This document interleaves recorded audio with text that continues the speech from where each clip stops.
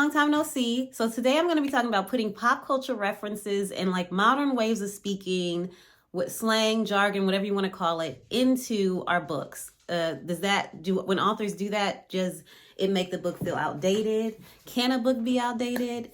Does it matter? So let's get into it. So one thing I personally love adding celebrity culture, all of it into my books. I like adding the way we speak. I think it can be overdone and sometimes I have to pull back a little bit, but I think it's very important. I think pop culture is a part of history, and that's one thing that gets missed. I know it's kind of thrown at us sometimes, celebrities and pop culture is kind of thrown at us sometimes in very toxic ways.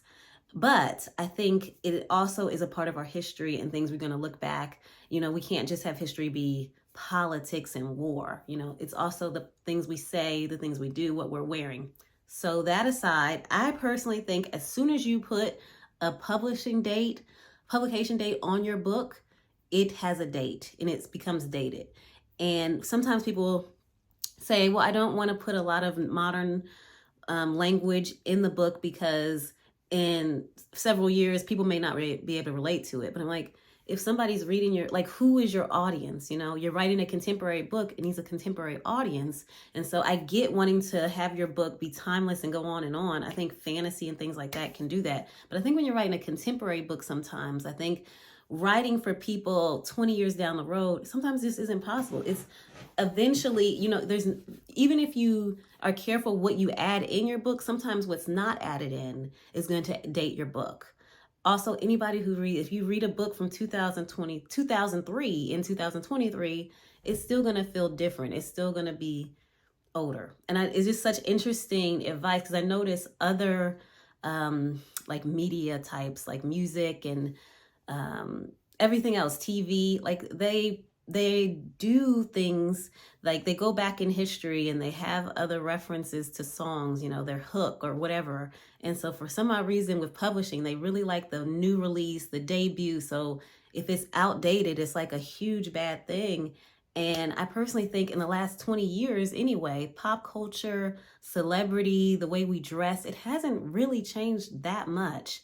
Like some of the celebrities we liked in 2003, like Beyonce, still are around. And even like Beyonce in particular, she had a scandal with Destiny's Child. And then years later, she came back and she's very popular. So saying you don't want to put a celebrity in because you're so afraid they're going to have a scandal and it's going to ruin your book. And I think that can happen. But I think generally most celebrities that have scandal, they always had something going on. Like I don't want to name anybody, but there are some celebrities that have always been controversial, and the ones that are having the big issues now, they've always been like that. I think sometimes when you're putting newer and up and coming celebrities in your book, I think that could be a little risky, but like Taylor Swift has been around, she's had her challenges that she's put in her song, but she's been around. Justin Bieber, like we've had a lot of the same celebrities, a lot of the same social media apps for years.